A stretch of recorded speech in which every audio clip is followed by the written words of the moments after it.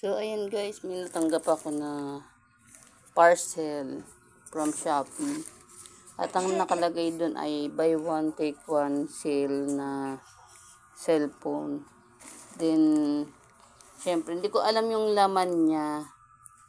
Nagulat na lang ako at may nag-deliver nga nito. Tapos, sabi ko kay kuyang nag-deliver, sige kuya, bayaran ko na lang kasi sayang din yung pagod mo. Hinahanapan niya kasi kung ID. Yun, 97 pesos siya. Then, nakakaawa naman yung nag-deliver kung hindi ko kukunin. Tapos, sa akin pa nakapangalan yung at naka-address. Then, pag bukas ko, eto nga siya. Ang laman niya is stand.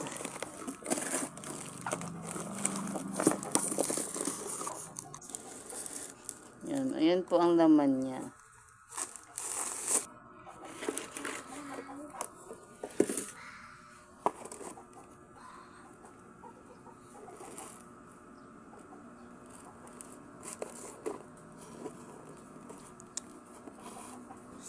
Mobile phone holder.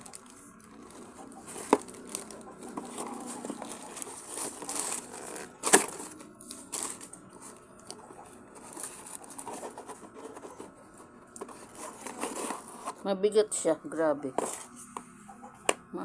Makakasakit sa tao pagka ibinato mo. Tapos ito yung pinaka-holder niya. Ito yung nakabit dito.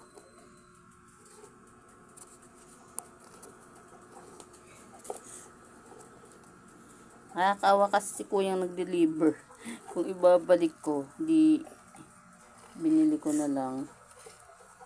Tapos yan.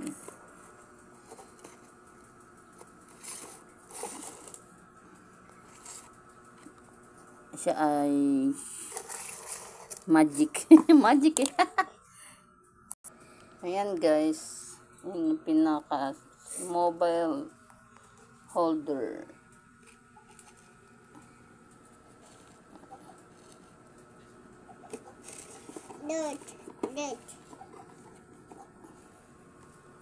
Diba? 97 pesos. Thank you pa rin kay kuya. Kahit pa paano eh.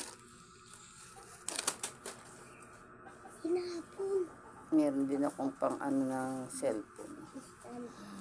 Sige guys, salamat po sa panonood.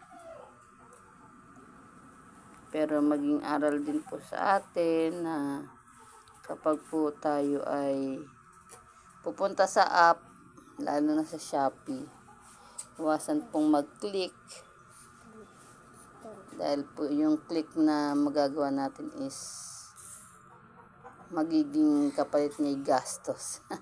So guys, ayan na. Thank you for watching. Bye-bye.